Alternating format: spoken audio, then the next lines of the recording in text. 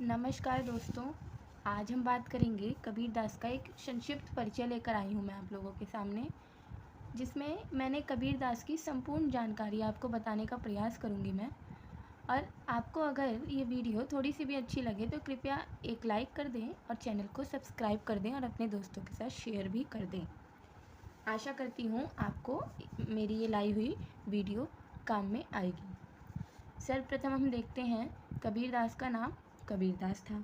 इनका जन्म 1398 ईस्वी में हुआ था। इनका जन्म स्थान क्या है? काशी वाराणसी, अर्थात वो वाराणसी में हुए थे। कबीर दास के गुरु कौन थे? उनके गुरु थे रामानंद। कबीर दास की जो पत्नी थी उनका नाम क्या था? लोई। और उनके पुत्र का नाम था कमाल और उनकी पुत्री का नाम था कमाली। और वो निर्गुण ब्रह्म की उपासना करते थे कि अर्थात उनके ब्रह्मा का क्या रूप था। ये प्रश्न बहुत पूछा भी जाता है कि जो कबीर दास हैं उनके जो ब्रह्मा का रूप है, ब्रह्मा रूप, वो कौन सा है। ये प्रश्न बहुत पूछा जाता है क्योंकि कबीर दास एक सगुण भक्ति धारा के कवि नहीं थे, वो निर्गुण भक्ति धारा के कवि थे, आप लोग जानते होंगे।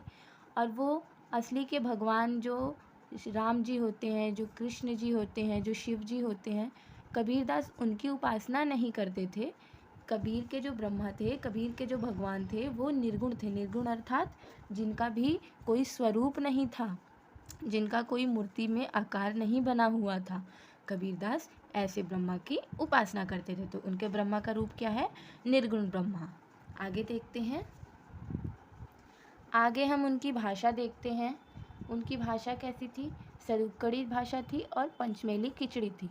पंचमेली खिचड़ी का क्या मतलब होता है? बहुत से बच्चे ऐसा सोच रहे होंगे, तो मैं बता दूं, पंचमेली खिचड़ी मतलब 2-3 या 4-5 भाषाओं को मिलाकर एक, मतलब उन सब भाषाओं को मिलाकर अपनी बात को कहना। जैसे कि आज के समय में हिंग्लिश चल रहा है। हिंग्लिश अर्थात हिंदी और इंग्लिश का जो मेल है, इन दोनों को मिला के हम अपनी बातों को रखते हैं। जैसे कि अगर मैं बोल दूँ तो मैं एक हिंदी में अपनी बात रख रही हूँ और बीच में उसी बात में 2-3 अंग्रेजी के शब्दों का भी प्रयास कर रही हूँ, प्रयोग कर रही हूँ, तो वो हिंग्लिश कहलाता है।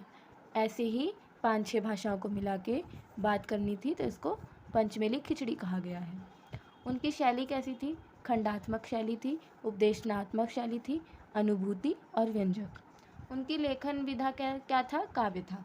वो कोई गद्य नहीं लिखते थे, वो केवल काव्य लिखते थे। उनकी प्रमुख रचनाएं क्या हैं? साखी, सबद एवं रामायणी। उनकी मृत्यु कब हुई थी?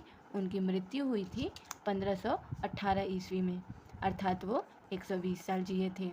साहित्य में उनका स्थान कहाँ पर है? तो भक्ति काल की जो ज्ञानाश्रयी व संत काव्य धारा के वो प्रतिनिधित्व कवि के रूप में प्रतिष्ठित हैं।